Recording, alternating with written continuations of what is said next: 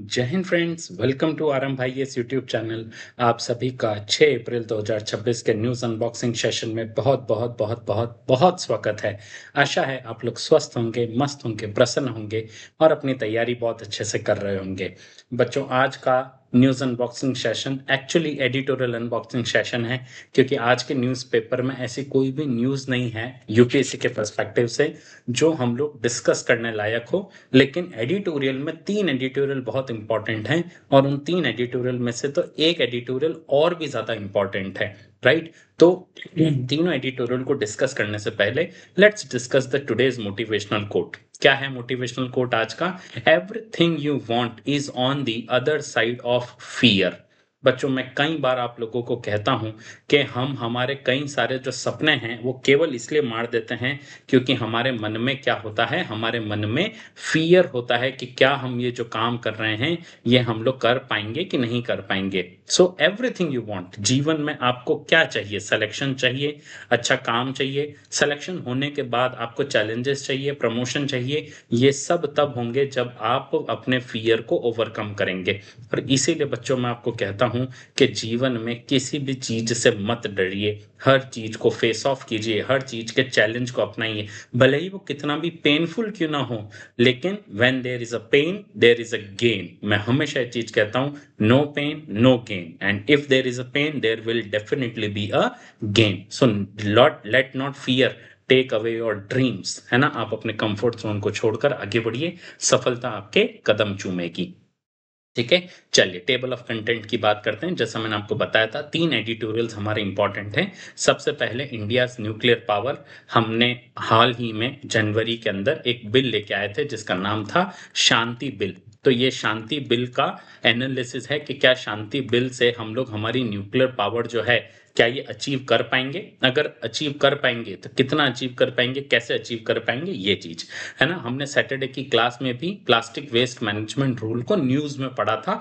आज उसका critical analysis हमारे सामने आया है कि क्या जो प्लास्टिक वेस्ट मैनेजमेंट रूल्स हैं क्या ये सही हैं, इसका क्या एनालिसिस है, इसको पढ़ेंगे। और तीसरा न्यूज जो है ये बहुत ही इंपॉर्टेंट न्यूज है आज के पर्सपेक्टिव से, खास करके मेंस के पर्सपेक्टिव से बहुत इंपॉर्टेंट है, क्योंकि इसमें रिलीजियस कन्वर्जन के ऊपर ये एडिटोरियल है और ये बताया गया है कि क्या रिलीजियस कन्वर्जन अच्छी चीज है या नहीं अच्छी चीज है। और सबसे इंपॉर्टेंट चीज, मैं इसको इंपॉर्टेंट इसलिए कह रहा हूं क्योंकि एम के गांधी वर्सेस अंबेडकर साहब का इसमें पॉइंट ऑफ व्यू दिया गया है। Doctor B are Ambedkar ji का जो है पॉइंट ऑफ व्यू दिया गया है। तो आपसे जीएस पेपर 1, मेंस के जीएस पेपर 1 में ये पूछा जा सकता है कि व्यूज क्या हैं डॉक्टर अंबेडकर और गांधी जी के ऑन द रिलीजियस कन्वर्जंस, और क्या ये अच्छी चीज है या नहीं है ना। तो आर्टिकल 25 को ध्यान में रखते हुए इसका एनालिसिस हमें करना है। तो without wasting much time, let's start the very first editorial unboxing, that is transforming India's nuclear power landscape, है ना। राकेश सूद ने लिखा है, he is a former diplomat, है ना, उन्होंने लिखा है। और एक एक करके इस न्यूज को, इस एडिटोरियल को अनबॉक्स करते हैं बच्चों, ठीक है। ऑथर क्या कहते हैं, है ना, let me change the colour of the pen. Author कहते हैं कि in 2025-26 budget government of India has set a highly ambitious target to expand India's nuclear power capacity from current 800 8180 megawatt, जिसको आप कह सकते हैं कि 8 गीगावाट भी आप इसे बोल सकते हैं, 8 गीगावाट टू 1 लाख मेगावाट, यानी लगभग 100 गीगावाट तक हमें क्या करना है, इसे बढ़ाना है। And this is the jump of more than 11 to 12 times जो है ये जंप हमें करना है बाय 2047, यानी अगले 25 साल में हमें 8 गीगावाट से बढ़ाकर 100 गीगावाट की कैपेसिटी करनी है, न्यूक्लियर पावर कैपेसिटी करनी है। और इसको अचीव करने के लिए सरकार कौन सा एक्ट लेके आई थी? शांति एक्ट 2025 वाज पास्ड, जिसने किसको रिपील किया था? 1962 के एटॉमिक एनर्जी एक्ट एंड 2010 के civil liability for nuclear damage act, CLNDA को इन्होंने क्या किया था, जो है इसको रिपील किया था। और इन दोनों को मिलाकर एक नया एक्ट लेके आए थे जिसका नाम था Shanti act. Shanti is a acronym for sustainable harnessing and advancement of nuclear energy for transforming India. Author कहते हैं this landmark legislation dismantles the monopoly of department of atomic energy है ना, opening the sector to private and foreign investment while granting statutory status to the atomic energy regulatory board. AERB को क्या दे दिया गया है? Statutory status दे दिया गया है, यानी जितने भी न्यूक्लियर पावर प्लांट होंगे, चाहे वो सरकार के हों चाहे वो प्राइवेट के हों, उनके ऊपर उनको उनकी मॉनिटरिंग करने का काम, उनके देखरेख करने का काम, ये सारी चीज क्या उन्होंने सही से बनाए हैं कि नहीं बनाए हैं, कंप्लायंसेस को ध्यान में रखा है कि नहीं रखा है, ये सारा काम जो है कौन करेगा? ये सारा काम एटॉमिक एनर्जी रेगुलेटरी बोर्ड ही करेगा, जो पहले स्टैट्यूटरी स्टेटस उसके पास नहीं था। ठीक है, तो चलिए, ऑथर सबसे पहला आर्ग्यूमेंट कहते हैं ड्राइविंग द रिफॉर्म्स, है ना, जो शांति बिल आया है उसके क्या गोल्स हैं? उसके दो गोल हैं। पहला, the legislative and capacity building push is driven by two national target. पहला, achieving Viksit Bharat by 2047 and reaching net zero emission by 2070। India ने ऑलरेडी ये कमिटमेंट कर रखा है कि हम 2070 तक नेट जीरो एमिशन जो है, कार्बन डाइऑक्साइड का नेट जीरो एमिशन जो है हम अचीव करेंगे, और 2047 तक हमें भारत को किसी भी हाल में विकसित बनाना है। इसके लिए एनर्जी कंजम्पशन शिफ्ट भी जरूरी होता है। ऑथर कहते हैं economic development necessitates a shift from traditional fossil fuel to electricity. जो हम पहले फॉसिल फ्यूल बेस्ड जो हम लोग इलेक्ट्रिसिटी डेवलपमेंट करते थे, उसको जो है हमें फॉसिल फ्यूल की जगह हमें इलेक्ट्रिसिटी के ऊपर काम करना होगा। So currently India's per capita electricity generation is 1418 kilowatt hours, है ना, which lags significantly behind China and US, है ना। अब आप सोचिए, हम भले ही विश्व की चौथे नंबर की जीडीपी हैं, लेकिन अगर पर कैपिटा इलेक्ट्रिसिटी जनरेशन की बात करें, ये डेटा बहुत इंपॉर्टेंट है बच्चों। हमारा डेटा खड़ा है 1418 किलोवाट आवर्स पर ये खड़ा है, यानी 1000 मेगावाट, 1 मेगावाट जो है आपके आवर्स पे खड़ा है, 1.4 मेगावाट पे खड़ा है, जो चाइना और यूएस के मुकाबले 7 गुना और 12 गुना कम है। अगर हमें चाइना के बराबर पहुंचना है तो 7 गुना हमारी कैपेसिटी इंक्रीज करनी होगी, और यूएस के बराबर पहुंचना है तो 12 गुना कैपेसिटी जो है हमें बढ़ानी होगी। देन रिन्यूएबल कनेंड्रम की बात करें तो while India's installed capacity reached 476 gigawatt in 2025 with 50% from non fossil fuel source. ये बहुत अच्छा बात है कि हमने अभी तक जो है 476 गीगावाट इलेक्ट्रिसिटी कैपेसिटी हमने क्या की है, अचीव कर ली है 2025 में, जिसमें से 50% जो है वो नॉन फॉसिल फ्यूल सोर्स के हैं। Generation data tales a different story, है ना। इसमें अगर बात करें तो thermal power accounts for 50% of the capacity but provides 75% of actual electricity generated। अब ये बहुत इंपॉर्टेंट डेटा है बच्चों, ये पॉइंट आप लोग जितना इंपॉर्टेंट मार्क कर सकें इसको इंपॉर्टेंट मार्क कीजिएगा कि हमने थर्मल पावर प्लांट से हमारे जो इलेक्ट्रिसिटी आती है वो 50% है, बट एक्चुअली में 75% एक्चुअल इलेक्ट्रिसिटी जो है ये थर्मल पावर प्लांट से आती है। वहीं पे रिन्यूएबल अकाउंट वो भी 50% ऑफ द कैपेसिटी चल रहा है, लेकिन उसमें केवल 22% of the generation he electricity, actual electricity generate हो रही है। 50% इलेक्ट्रिसिटी का टारगेट है, लेकिन केवल 22% ही वो जनरेट कर रहा है। So what is the need?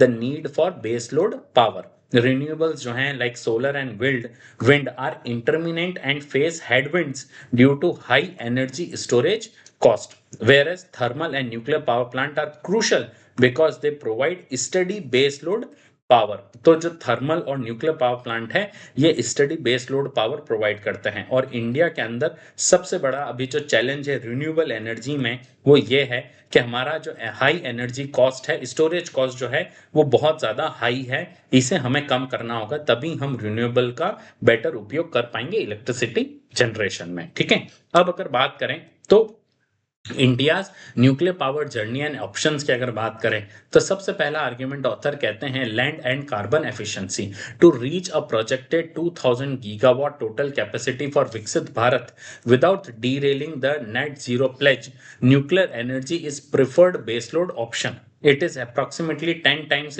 less land intensive than solar and wind farms. अगर आपको सोलर और विंड फार्म्स अगर आपको लगाने हैं तो न्यूक्लियर एनर्जी का जो ऑप्शन है वो बहुत ज्यादा रिलायबल इसलिए हो जाता है क्योंकि इसमें 10 टाइम्स कम, हमें 10 गुना कम लैंड जो है इसमें चाहिए होती है बनिस्पत सोलर और विंड फार्म्स के। ठीक है, हिस्टोरिकल फाउंडेशन की अगर बात करूं तो India's nuclear journey began at Tarapur in 1969। आपसे बच्चों ये डेटा आपसे पूछ सकते हैं कि कौन कौन से न्यूक्लियर पावर प्लांट जो हैं किसके उससे खुले हैं, ये आपसे पूछ सकते हैं। तो हमारा सबसे पहला न्यूक्लियर पावर प्लांट जो है ये 1969 में तारापुर में खुला था। और अभी हाल ही में जो nuclear power corporation of India limited है करंटली ऑपरेट्स 24 प्लांट्स, है ना। कितने प्लांट्स चलाता है पूरे इंडिया में? 24 प्लांट्स चलाता है using a mix of boiling water reactor BWR, है ना, Russian VVER pressurise water reactor at Kudankulam Tamil Nadu में है बच्चों ये, राइट, एंड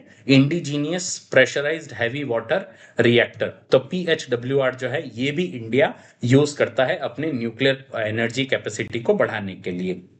इकोनॉमिक रियलिटीज की अगर बात करें तो ये और एक हमको एक अच्छी पिक्चर देती है। क्या India has successfully indigenise the PHWR design up to 700 megawatt. ये बहुत इंपॉर्टेंट है कि प्रेशराइज्ड हाई वाटर रिएक्टर जो है ये केवल फ्रांस और इनके पास हुआ करता था और फ्रांस ने हमें इसे देने से मना भी कर दिया था। लेकिन अभी हाल ही में हमने हमारा इंडिजिनाइज्ड प्रेशराइज्ड हैवी वाटर रिएक्टर जो है वो डेवलप कर दिया है जो 700 मेगावाट तक की इलेक्ट्रिसिटी जनरेट कर सकता है, keeping construction cost at highly competitive $2 million per megawatt. However, scaling up by 90 gigawatt requires an estimated $200 billion, making private and foreign capital indispensable. अब ऑथर कहते हैं कि भाई हमें अगर भाई ये तो 700 मेगावाट है ना, जो 10 मेगावाट तक का काम कर लेगा, लेकिन जो 90 गीगावाट का अगर हमें स्केल अप करना है, 100 मेगावाट तक अगर हमें जाना है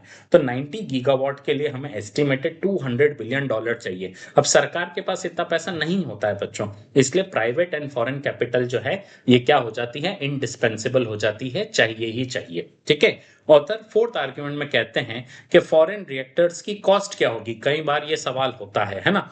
तो ऑथर कहते हैं कि plant foreign reactors at Jaitapur जो फ्रेंच EDF है एंड मिठी विडदी कोवाडा जो यूएस के वेस्टिंग हाउस और GE हिताची जो है ये कर रहे हैं, are unproven in India and economically steep at over $5 million पर मेगावाट।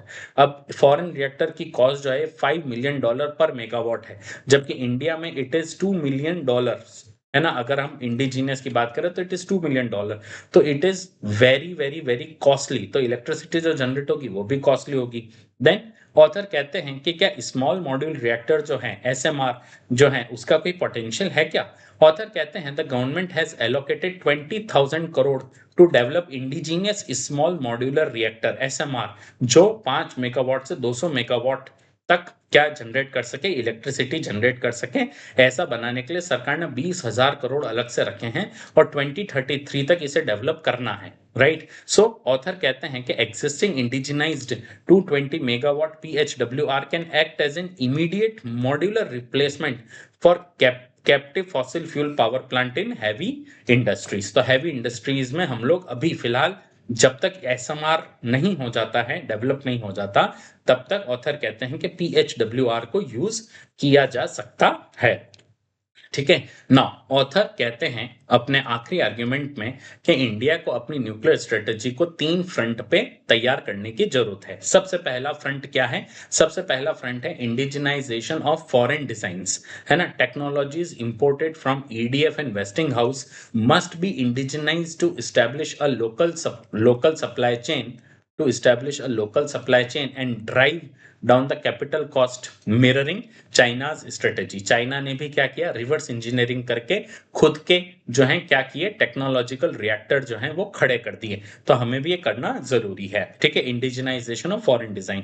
देन सेकंड फ्रंट पे R&D इन एडवांस्ड रिएक्टर, है ना। तो department of atomic energy must accelerate research in indigenise SMR particularly molten salt reactors. ठीक है, ये बहुत important है मॉल्टन सॉल्ट रिएक्टर्स में हम, क्योंकि उसमें हमने ऑलरेडी अच्छा काम किया हुआ है तो उसमें हमें सफलता मिलने के चांसेस हैं, राइट। ऑथर कहते हैं कि critical focus area is using thorium cladding combined with high assay low enriched uranium जिसको हेलियो कहते हैं to bypass the traditional breeder reactor route and expedite the use of India's vast thorium reserves, है ना। Author क्यों कहते हैं thorium cladding या thorium को इसमें इंटीग्रेट करने की, क्योंकि ऑथर को पता है या हम लोगों को पता है बच्चों के इंडिया में थोरियम जो है वो बहुत ज्यादा अवेलेबल है। दुनिया का 90% थोरियम जो है वो इंडिया में अवेलेबल है, तो हमें बाहर से इंपोर्ट करने की जरूरत नहीं पड़ेगी न्यूक्लियर फ्यूल को, और ये हमारे लिए बहुत अच्छा काम हो जाएगा। ठीक है। थर्ड फ्रंट की अगर बात करें तो ऑथर कहते हैं कि third front is commercialising the 220 megawatt PHWR। ठीक है। जो 220 megawatt pressurise heavy water reactor है उसे कॉमर्शियलाइज करने की जरूरत है, राइट। क्योंकि ऑथर कहते हैं this proven model should be modularised for private sector adoption in captive power generation, right. Indian private companies already possess the necessary fabrication and construction expertise. Author कहते हैं कि जो ऑलरेडी हमने PHWR बनाया है वो हमारे खुद का है, तो उसे हमें प्राइवेट सेक्टर को हमें अडॉप्ट करने के लिए मोटिवेट करना चाहिए, ताकि एटलीस्ट हम लोगों को क्या हो सके, एटलीस्ट हम लोगों को हमारा जो प्राइवेट सेक्टर है ये प्राइवेट सेक्टर हम लोगों को और ज्यादा से ज्यादा रिन्यूएबल एनर्जी बना के दे सके। देन ऑथर कहते हैं रेगुलेटरी क्लैरिटी। ऑथर कहते हैं for the Shanti act to succeed का अपने कंक्लूडिंग रिमार्क में ऑथर कहते हैं for the Shanti act to succeed clear rules are required, है ना, segregating strategic defence nuclear assets from the civilian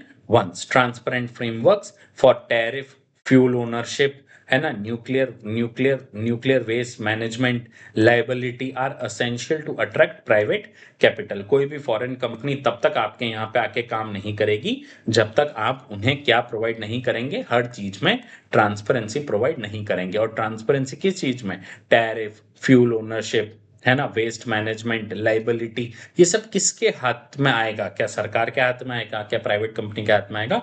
हर चीज में क्या होना चाहिए बच्चों, आप लोगों के क्या होना चाहिए, क्लैरिटी होनी चाहिए। ठीक है। चल मेंस प्रैक्टिस क्वेश्चन देखते हैं, बहुत इंपॉर्टेंट मेंस प्रैक्टिस क्वेश्चन है। क्या मेंस प्रैक्टिस क्वेश्चन है, द ट्रांजिशन टॉवर्ड्स द विकसित Bharat and net zero emission by 2070 necessitates a paradigm shift in India's energy mix. Evaluate the significance of Shanti Act 2025 in transforming the nuclear energy landscape through private sector participation. ठीक है। 2070 तक विकसित भारत और net zero की ओर परिवर्तन के लिए भारत के ऊर्जा मिश्रण में एक आदर्श बदलाव की आवश्यकता है। निजी क्षेत्र की भागीदारी के माध्यम से परमाणु ऊर्जा परिदृश्य को बदलने में शांति अधिनियम 2025 के महत्व का मूल्यांकन करें। जीएस पेपर 2 से संदर्भित बहुत अच्छा सवाल है, 250 वर्ड्स में आपको लिखना है, 15 मार्क्स का क्वेश्चन है। अगर आपने अपना आंसर लिखा है तो आप बेहिचक आप अपना आंसर iasarambh@gmail.com पे भेज सकते हैं, जहां पर आपके आंसर का फ्री वैल्यूएशन 2 आवर्स के अंदर अंदर करके विथ प्रोज एंड कॉन्स हम आपको आपका आंसर वापस भेजते हैं, ताकि आपकी मेंस की प्रिपरेशन और अच्छे से चल सके। ठीक है। चल बढ़ते हैं सेकंड न्यूज की तरफ, सेकंड एडिटोरियल अनबॉक्सिंग की तरफ, that is elastic rule for plastic. मैंने आपको सैटरडे की क्लास में मैंने आपको बताया था कि कैसे भारत सरकार ने मार्च 21 में मार्च 31 को, अभी जो गया मार्च 31 वहां पे प्लास्टिक वेस्ट मैनेजमेंट रूल्स जो हैं वो रिलीज किए थे, जिसमें जो प्लास्टिक मैनेजमेंट की जो कंपनीज हैं या जितनी भी प्लास्टिक प्रोड्यूसिंग कंपनीज हैं उन्हें कुछ रिलैक्सेशंस दिए गए थे। अभी कितना हद तक सही है इसको डिस्कस करते हैं। ठीक है। ऑथर कहते हैं the editorial critics the recent March 31 2026 amendments to India's plastic waste management rules, है ना, while the extended producer responsibility EPR regime initially set ambitious target for plastic waste collection and recycling, the new amendments introduced highly flexible mandates for the use of recycled content, है ना। EPR का मतलब क्या होता है बच्चों के, जैसे एक कंपनी है ना, जैसे कंपनी 1 है, उस कंपनी ने 100 केजी प्लास्टिक प्रोड्यूस किया, है ना। कोई भी कंपनी हो सकती है, थैली बनाने वाली कंपनी हो सकती है, पानी की बोतल बनाने वाली कंपनी हो सकती है। तो जो भारत सरकार थी उन्होंने कहा कि अगर 100 किलो आपने प्लास्टिक वेस्ट बनाया है, प्लास्टिक वेस्ट है आपके पास, तो आप 100 के 100 केजी क्या करेंगे, you have to recycle them, you have to recycle all, है ना। एंड ये रिसाइकिल कैसा होना चाहिए, ये रिसाइकिल एनुअल होना चाहिए। लेकिन 2016 में इसे अमेंड करके क्या कर दिया गया था, है ना, by allowing companies to carry forward their shortfalls for up to 3 years. सबसे इंपॉर्टेंट बात है कि जो एनुअली, जैसे 100 किलो आपने प्लास्टिक जनरेट किया तो 100 किलो ही आपको रिसाइकिल करना है। लेकिन हाल ही में जो 31 मार्च 2026 को जो अमेंडमेंट आया है, उसमें उन्होंने क्या कहा कि सपोज आपने 100 किलो में से केवल 70 किलो ही आप क्या कर पाए, साल में आप रिसाइकिल कर पाए, तो आप अगले जो 30 किलो बचा है ना, वो अगले 3 साल के अंदर अंदर आप क्या कर सकते हैं, आप जो शॉर्टफॉल है उसे आप 3 साल में रिसाइकिल कर देना। बाकी अगले साल का 100 किलो तो है या जितना आपने प्रोड्यूस किया, लेकिन अगर शॉर्टफॉल है तो आप उस पर कर लेना। And relying heavily on market mechanisms like trading certificates, government appears to diluting the core intent of EPR framework, especially given that baseline collection target remains largely unmet। है ना, ऑथर कहते हैं कि जो बेसलाइन कलेक्शन टारगेट है वही बहुत कम है। तो अगर आप ये कह देते हैं कि शॉर्टफॉल को आपको 3 साल में पूरा करना है, तो फिर जो आपने ईपीआर का जो ये रिजीम बनाया था, एक्सटेंडेड प्रोड्यूसर रेस्पॉन्सिबिलिटी, वो तो पूरी तरह से क्या हो गया, पूरी तरह से डाइल्यूट हो गया, राइट। चल एक एक करके देखते हैं। सो ऑथर अपने पहले आर्गुमेंट में कहते हैं the paradox of plastic and policy evolution, right. Policy evolution की बात करें तो ऑथर कहते हैं कि plastic waste management rules initially introduced in 2016 have undergone constant amendments reflecting an evolving but struggling policy framework. Author कहते हैं कि भाई ये बात ठीक है कि उसमें चेंजेस हो रहे हैं, लेकिन इवॉल्विंग के साथ साथ जो है जो पॉलिसी फ्रेमवर्क है ये भी एक स्ट्रगलिंग होते हुए नजर आ रही है, ठीक है।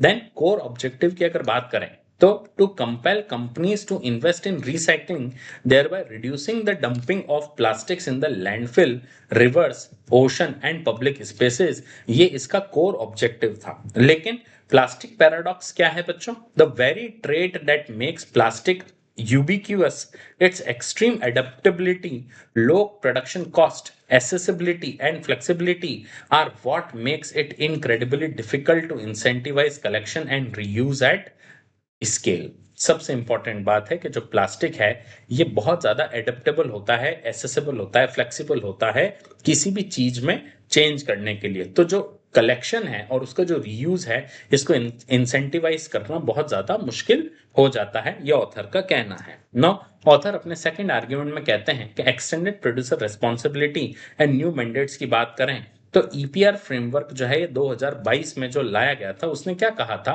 That the regime mandated producers, imports and brand owners, PIBOs जिसको बोला जाता था, to collect and process plastic waste equal to 35% of their market footprint in 2021-22, which was meant to scale to 100% by 2024-25। उन्होंने कहा था 2022 में आया था, तो उन्होंने कहा था कि भाई आप जितना प्लास्टिक प्रोड्यूस कर रहे हैं उसको कलेक्ट और प्रोसेस करने की जिम्मेदारी 35% ऑफ देयर मार्केट फुटप्रिंट जो है उसकी जिम्मेदारी आपकी होगी। और ये जो 35% है 100% में कन्वर्ट करना है कब तक, 2024-25 तक। लेकिन 2026 के अमेंडमेंट ने क्या कर दिया, the policy focus has shifted towards mandating a minimum percentage of recycled content in the packaging. तो 100% उसको रिसाइकिल करना क्या किया उन्होंने, क्या कर दिया कि रिसाइकल्ड कंटेंट जो है वो पैकेजिंग में इंट्रोड्यूस कर दिया। देन कैटेगरी 1 प्लास्टिक्स जो है तो उसमें ऑथर कहते हैं for example PIBOs must engage that rigid plastic packaging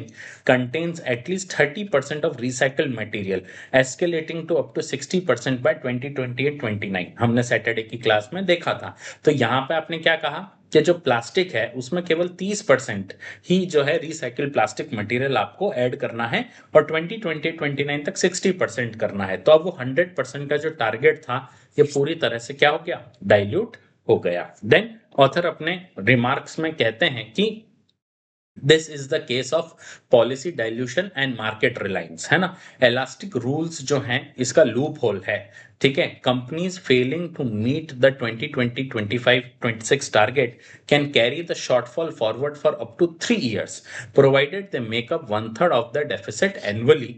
effectively a 2025-26 target can delayed until 2020-29। 3 साल तक करना है तो अब कंपनी क्या सोचेगी, ठीक है भाई 3 साल करने तो मैं अगले साल क्यों करूं, उसके अगले साल क्यों करूं, उसके थर्ड ईयर में मैं कर लूंगा। तो जो मेरा 2025-26 का टारगेट है ये कहां पे शिफ्ट हो गया, 2028-29 पे शिफ्ट हो गया। देन इम्प्लीमेंटेशन डेफिसिट की अगर बात करें तो government data presented at to parliament shows collection rate hovering around 50% to 60%, yet no strict collection targets are set for 2025 and beyond, है ना। ऑथर कहते हैं कि पार्लियामेंट में जो डेटा दिया गया है उसमें साफ साफ कहा गया है कि जो प्लास्टिक मार्केट में मौजूद है उसमें से केवल 50 to 60% ही कलेक्शन रेट है, यानी 40 से 50% अभी भी जो है एनवायरमेंट में ही मौजूद है। तो यानी इतना कलेक्शन रेट जो है इतना गिरा हुआ है, तो इसके लिए कोई स्ट्रिक्ट कलेक्शन टारगेट बनाने चाहिए ना हमें, उसके लिए कोई भी कलेक्शन टारगेट नहीं बनाए गए हैं। ठीक है, मार्केट इकोनॉमी वर्सेस इकोलॉजी के आर्ग्यूमेंट को अगर देखें तो ऑथर कहते हैं कि introduction of trading certificate suggest the government is leaning on market economics to solve the ecological crisis, है ना। Without strict enforcement of baseline collection, these elastic reuse target risk undermining the entire EPR regime। Author की trading certificates के बारे में बच्चों मैंने Saturday की class में बताया था कि ट्रेडिंग सर्टिफिकेट्स जो हैं उसमें मतलब मैंने आपको बताया था कि जैसे कंपनी वन जो है, मैं आपको फिर समझा देता हूं, कंपनी वन को 100 किलो प्लास्टिक जो है वो क्या करना था, रिसाइकिल करना था, लेकिन वो 70 केजी ही कर पाई। और एक कंपनी टू है उसे भी 100 केजी का प्लास्टिक जो है वो क्या करना था, रिसाइकिल करना था, लेकिन उसने 130 किलो कर लिया। राइट, तो अब ये कंपनी टू कंपनी वन को क्या दे देगी, अपने एक्स्ट्रा 30 किलो जो है वो दे देगी। तो कंपनी वन के पास कितने हो गए, 100 किलो हो गए, और कंपनी टू के पास कितने हो गए, 100 किलो हो गए। इसके बीच में जो पैसा वैसा है वो कंपनी टू जो है वो कंपनी वन से ले लेगी, लेकिन कंपनी वन की रिस्पॉन्सिबिलिटी पूरी तरह से खत्म हो गई ना, कि जो रिसाइकलिंग का काम कर रहा है मैं उसे ट्रेडिंग सर्टिफिकेट्स खरीद लूंगा। तो ऑथर यही कह रहे हैं, the introduction of trading certificate suggest that the government is leaning on market economics to solve an ecological crisis. Without strict enforcement of baseline collection, these elastic reuse target risk undermining the entire EPR regime। ठीक है, चलिए mains का practice question देखते हैं। Critically examine the evolution of plastic waste management rules since 2026 since 2016, how does the reliance on market economics such as trading certificate impact the effectiveness of environmental governance। 2016 से plastic अपशिष्ट प्रबंधन नियमों के विकास की आलोचनात्मक जांच करें। व्यापार प्रमाण पत्र जैसे बाजार अर्थशास्त्र पर निर्भरता पर्यावरण प्रशासन की प्रभावशीलता को कैसे प्रभावित करती है। ठीक है, जीएस पेपर 2 से संदर्भित बहुत अच्छा सवाल है।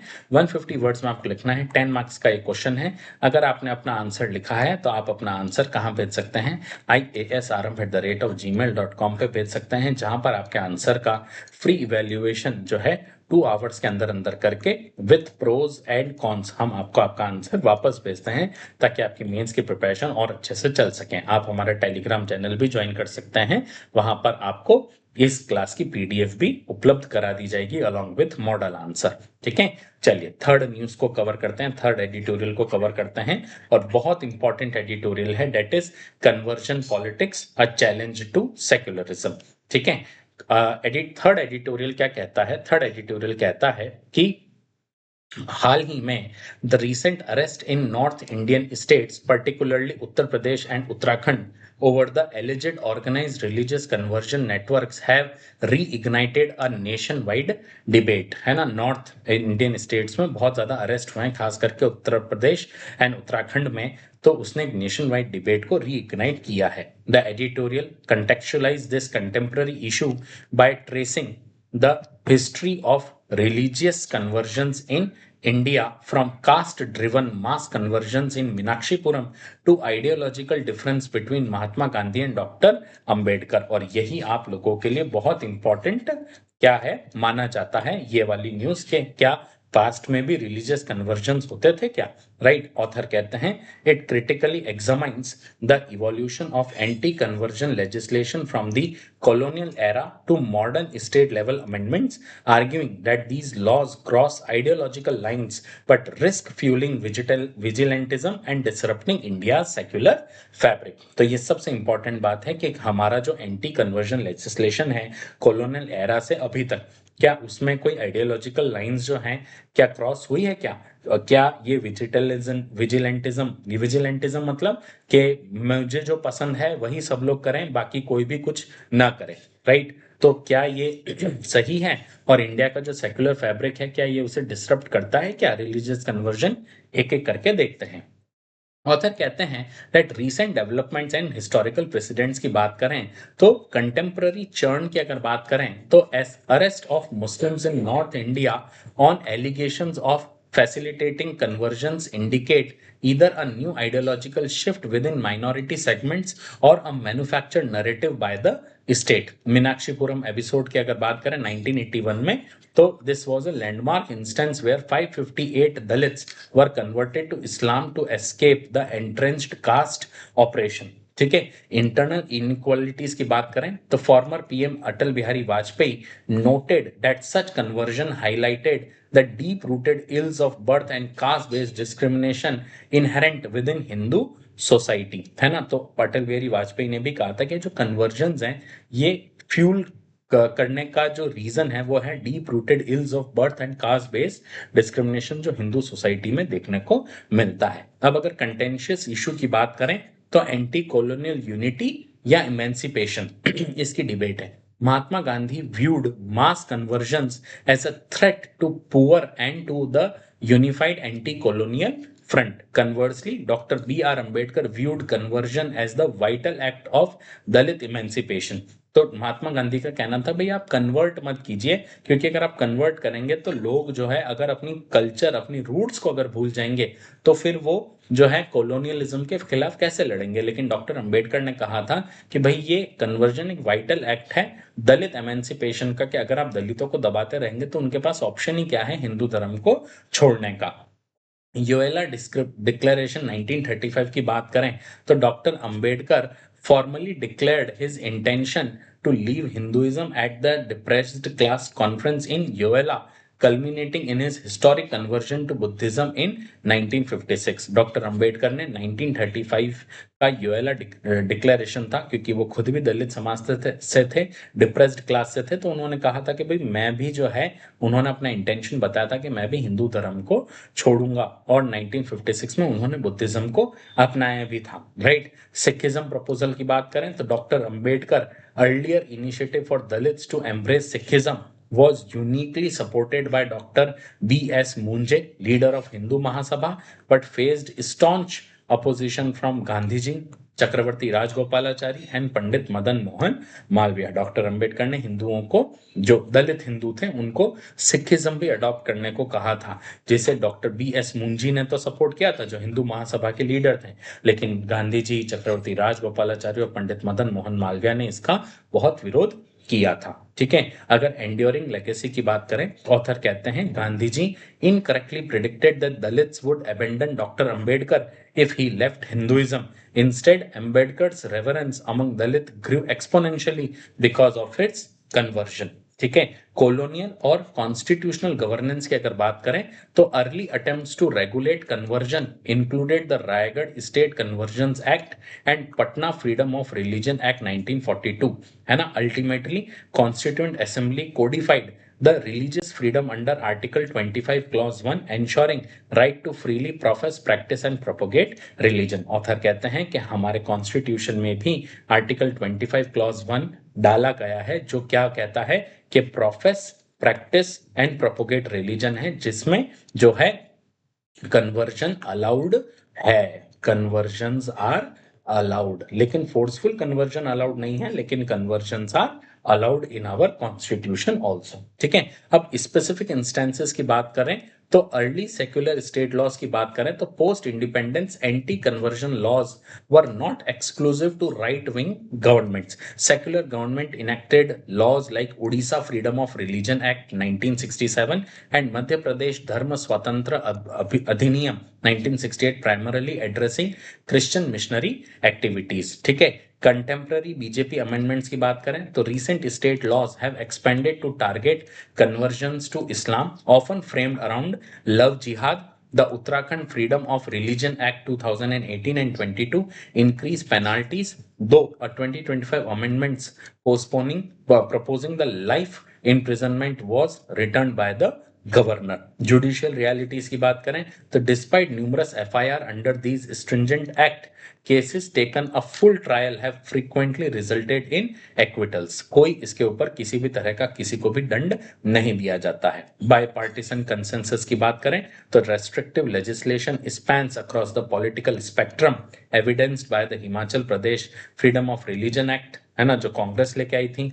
Then Tamil Nadu prohibition of forcible conversion of religion act 2002, जो एआईएडीएमके और डीएमके लेके आई थी, है ना. तो ये सारे एक्ट्स मौजूद हैं, लेकिन इसका स्ट्रिंजेंट एक्ट होने के बावजूद इसका जो इम्प्लीमेंटेशन है वो इम्प्लीमेंटेशन नहीं है. So is this a threat to secularism? In practice these laws have emboldened the vigilantism, leading to localized violence and posting a direct threat to India's constitutional secularism, necessitating urgent governmental review. Author कहते हैं कि सरकार का इसमें क्या चाहिए, government review ज्यादा से ज्यादा जरूरत इसमें है. ठीक है. मेंस प्रैक्टिस क्वेश्चन देखते हैं. Evaluate the divergent perspectives of Mahatma Gandhi and doctor Ambedkar on the issue of mass religious conversion among the depressed class during the national Indian movement. है ना, महात्मा गांधी और डॉक्टर बी.आर. अंबेडकर के भिन्न भिन्न दृष्टिकोणों का मूल्यांकन करें. भारतीय राष्ट्रीय आंदोलन के दौरान दलित वर्गों के बीच बड़े पैमाने पर धर्म परिवर्तन के मुद्दे पर अंबेडकर जी की राय का भी, इन दोनों की राय का व्याख्या करें. ठीक है. जीएस पेपर 1 से संदर्भित क्वेश्चन है. 150 वर्ड्स में आपको लिखना है. 10 मार्क्स का क्वेश्चन है. अगर आपने अपना आंसर लिखा है तो आप अपना आंसर iasrambh@gmail.com पे भेज सकते हैं, जहां पर आपके आंसर का फ्री इवैल्यूएशन 2 आवर्स के अंदर अंदर करके विथ प्रोज एंड कॉन्स हम आपको आपका आंसर वापस भेजते हैं, ताकि आपकी मेंस की प्रिपरेशन और अच्छे से चल सके. ठीक है. चलिए, आज के लिए बस इतना ही. खूब मन लगाकर पढ़िएगा बच्चों. किसी भी चीज का डाउट हो तो आप मुझसे मेल में कनेक्ट कर सकते हैं. इस क्लास की पीडीएफ आपको हमारे टेलीग्राम चैनल पे मिल जाएगी, उसे ज्वाइन करना ना भूलिएगा. ठीक है. Subscribe this channel, like this video and share this video and channel to the friends group who are as serious as you guys are. मैं मिलूंगा आपसे कल सुबह वापस इसी समय. तब तक के लिए keep learning, keep revising and stay curious. Bye bye.